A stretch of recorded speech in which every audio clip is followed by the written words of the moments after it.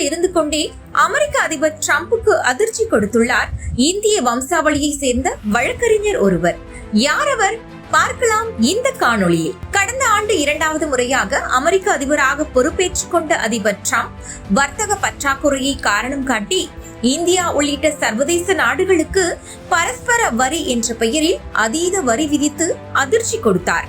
டிரம்பின் வரி விதிப்பால் கடுமையாக பாதிக்கப்பட்ட அமெரிக்காவின் சிறு வணிக நிறுவனங்கள் மற்றும் 12 மாகாண அரசுகள் வரி விதிப்பை எதிர்த்து உச்சநீதிமன்றத்தில் வழக்கு தொடர்ந்தனர்.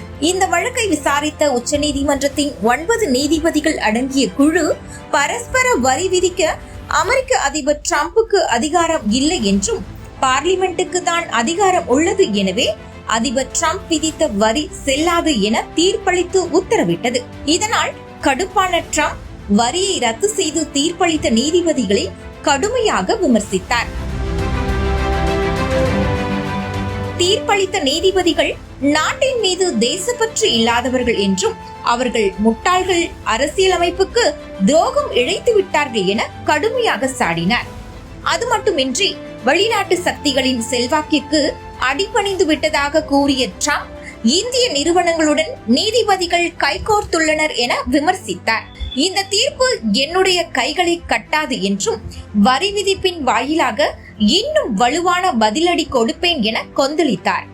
இந்த வழக்கை முன்னின்று நடத்தியவர்கள் இந்திய வம்சாவளியானவர்கள் என்பதால் இந்திய நிறுவனங்களுடன் நீதிபதிகள் கைகோர்த்திருப்பதாக டிரம்ப் விமர்சித்தார். அமெரிக்க அதிபர் டிரம்பின் வரி விதிப்பு கொள்கையை ரத்து செய்த அமெரிக்க உச்சநீதிமன்றத்தின் தீர்ப்புக்கு பின்னால் இந்திய வம்சாவளியை சேர்ந்த அமெரிக்க முன்னாள் சொலிசிட்டர் ஜெனரல் நீல் கட்டியால் இருக்கிறார். பரஸ்பர வரி விதிப்புக்கு எதிராக சிறு வணிகர்கள் மற்றும் லிபர்டி ஜஸ்டிஸ் சென்டர் சார்பாக வாதாடி இந்த தீர்ப்பை பெற்றுக் கொடுத்து டிரம்புக்கு அதிர்ச்சி கொடுத்துள்ளார்.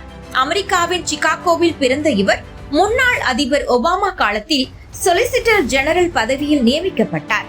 அமெரிக்க நீதித்துறையின் உயரிய சிவிலியன் விருதான எட்மண்ட் ராண்டால்ஃப் விருதை பெற்றுள்ளார் நீல் கட்டியால்.